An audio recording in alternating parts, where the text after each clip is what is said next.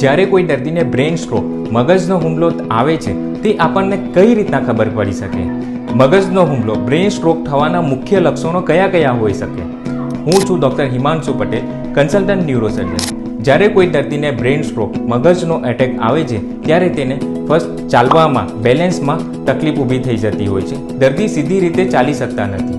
દર્દીના આંખોમાં અંધારા આવી જાય છે અને જોવામાં તકલીફ ઊભી થાય છે, જે ખૂબ જ લાંબા સમય સુધી રહે છે. દર્દીના માથામાં અસહ્ય દુખાવો ચાલુ થઈ જતો હોય છે અને આ દુખાવો દવા લીધા પછી પણ સારું નથી થતો. દર્દીના ચહેરાનો એક ભાગ નમી પડે છે, એટલે કે ચહેરો ત્રાસો થઈ જાય છે. દર્દીના એક બાજુનો હિસ્સો હાથ અને પગમાં કમજોરી આવી જાય છે, એને ઊંચા કરવામાં તકલીફ ઊભી થઈ જાય છે. દર્દીને બોલવામાં પણ તકલીફો ઊભી થાય છે, એટલે કે એ સ્પષ્ટ રીતે બોલી શકતા નથી. એટલે જો આ કોઈ લક્ષણો દર્દીમાં જોવા મળે તો તેને અર્જન્ટ બેસિસ પર વિધિન 3 અવર્સમાં ન્યુરોક્રિટિકલ કેર હોસ્પિટલમાં શિફ્ટ કરવું જોઈએ, જેથી કરીને એને અર્જન્ટ બેસિસ ઉપર સારવાર આપી શકાય અને બ્રેઇનને વધારે ડેમેજ થતું અટકાવી શકાય.